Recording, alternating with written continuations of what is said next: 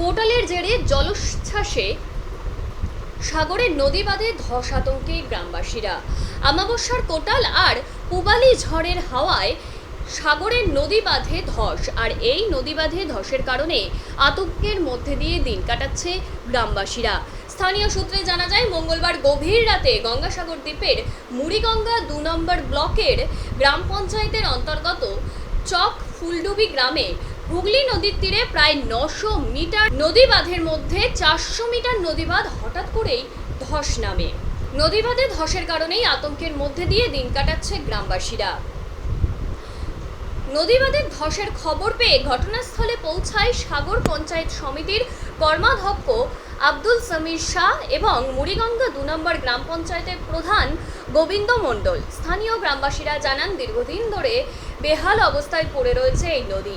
বাঁধ সারাবার স্থানীয় প্রশাসনকে জানিয়ে কোনো রকম সুরাহা হয়নি। কালবৈশাখী ঝড় এবং আমাবস্যার কোটালের জেরে নদী ও নদী বাঁধে ধস নেমেছে।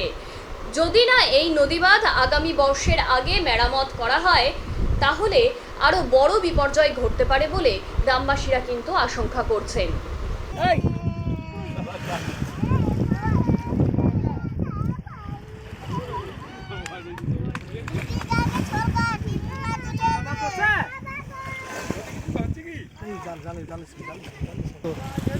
हाँ এটা পুঁজি সব আসছে।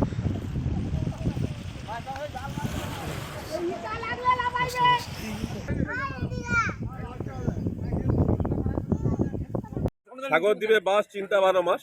আমাদের চিন্তা একটাই, নদী বাঁধ মেরামতি হয়। নদীর যে কোরাল স্রোতে স্বাভাবিক কারণে পাড় ভাঙে, আবার পাড় রিপেয়ারিং হয়। এই জায়গাটাও গতবারে ভেঙে গেছিল। আমাদের মন্ত্রী মহোদয়ের তৎপরতায় দ্রুততার সহিত এজেন্সি কাজ করে আমরা টেক আপ দিতে পেরেছি। আবারও এই গত দুর্যোগে মনে হয় এই কয়েকটা ব্লক পিচিং নেমে গেছে, বিভিন্ন জায়গায় রিপেয়ারিং করতে হবে। আমরা বিভাগীয় দপ্তরকে জানাচ্ছি, আমাদের সর্বোপরি আমাদের বিশ্বাস ভরসা মন্ত্রী মহোদয় আছেন, মন্ত্রী মহোদয়কে জানাচ্ছি, দ্রুততার সহিত আমাদের কাজ হয়। আমরা গ্রামবাসীদের একটা কথা দিতে পারি যে আপাতত ভয় পাবার কিছু নেই। আমাদের এই সরকার আছে, মানুষের পাশে থাকার বার্তা দেয়, তাই কোনো জল ঢুকবে না এটুকু ভরসা দিতে পারি। আমরা বিভিন্ন বিভাগীয় দপ্তরে জানিয়ে আপাতত যাতে কাজ হয় সে ব্যবস্থাপনা বন্দোবস্ত করার জন্য আমরা এই নদীবাঁধ পরিদর্শনে আসি। আপনার নাম পরিচয়? আমার নাম আব্দুল সমীর শাহ, আমি কর্মাধ্যক্ষ সাগর পঞ্চায়েত সমিতি। এই দুদিনের মধ্যে তো ধস নিয়ে নেমে গেছে। আমরা এই যে নদী বাঁধে কি করব, নদীর পাড়ে আমাদের বাড়ি, আমরা কিভাবে থাকবো? এই দুদিনের মধ্যে তো এরকম ভাঙিয়ে চলে গেছে। তোমরা না কিছু করলে আমরা কি করবো? আমার নদীর ধারে এই বাচ্চা কাচ্চা নিয়ে পোরছাগর নিয়ে আমরা থাকবো কি করে? তোমরা আসবে, দেখবে, চলে যাবে, তো আমরা কি করব? আমরা কোথায় গিয়ে বাস করবো? তো আমাদের থাকার ব্যবস্থা করে দিন, নাহলে আমরা থাকবো কোথায়? আমাদের তো জায়গা জমিন না থাকলে আমরা কোথায় থাকবো? আমাদের নদীর পাড়ে থাকতে হয়। তাহলে এইভাবে প্রত্যেক বছর যদি এইভাবে ভাঙে, আমরা হাঁড়ি কড়া নিয়ে প্রত্যেক বছর কি আমরা এরকম ছুটবো? নদী নেই, এই যে ধস যা নিয়েছে, কাল পরশুর মধ্যে আবার ভেঙে ঢুকে যাবে। আমরা এই বাচ্চা কাচ্চা গরুগুলো সবাই থাকবো কোথায়?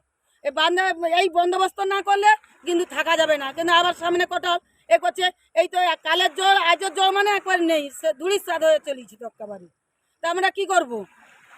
রাতে তো আবার জল, রাতে দিনের জল বাড়া, আবার রাত্রের জল বেশি বাড়া। রাতে এই যে দিনে যদি এরকম অবস্থা হয়, তোমরা দেখে যে যার ঘরে যে নিশ্চিন্ত। এবার রাত্রে আমরা কি করব? তোমরা দেখে যে যার খালাস বাড়ি চলে যাও। এবার আমাকে কি করবো? আমাকে চিন্তাটা কিছুতেই হচ্ছে না। কি কারণটা কি? আমরা কি ব্যথা না? আমরা ভোট দেয়নি না? আমরা কিছু করিনি নাকি? না আমরা কি একবার অনাথ বসে আছি এখানটায় নাকি? না আমাদের ভোট কেন্দ্রে দেখো তো আমাদের ভোট টোট পড়ে কিনা? তা আমাদের ব্যবস্থাটা কেন হয়নি? কি চাইছেন এখন? আমরা চাইছি নদীবাঁধ যেন সুস্থভাবে পরিষ্কারভাবে হোক, আমরা বসবাস করে থাকতে পারি। আমাদের এইটাই আবেদন, আর কিছু না। আমাদের একটাই আবেদন, নদীবাঁধ সুস্থভাবে পরিষ্কারভাবে বাঁধানো হোক, আমরা যেন সুস্থভাবে থাকি সেই ব্যবস্থাটা করুন। আমাদের আর কোনো আবেদন নেই। আমাদের এই একটা আবেদন, আমাদের জায়গা জমি নেই যে আমরা ফাঁকে ঘর করব। আমাদের তো এইটাই তো বসবাস। তা আমরা যে নদীবাঁধ দুদিনে এরকম ভাঙে, এই তো কাল ভাঙছে, আজ ভাঙছে, মানে কাল আমাকে প্রত্যেক বছর লোকের বাড়িতে যে 6 মাস করে বর্ষাকাল বসবাস করছে। লোক কতদিন আমার রাখবে? 2 দিন 4 দিন রাখলো, 5 দিনে ভাই তুমি ঘর ছুটো। এছাড়া আমাদের কোনো গতি নেই। এই যে নদীবাঁধ না সারালে এই তো ব্যাগ লোক দেখছে পালিবে, এবার তোর নে রাত্রে হাঁড়ি কড়ালিয়া ছুট, যে দিকে সেদিকে হাঁড়ি কড়ালিয়া ছুটতে হবে। এবারে আমার চাই কোনো কথা না যে বান্ধটা সারানো হোক, আমরা যেন সুস্থভাবে থাকি।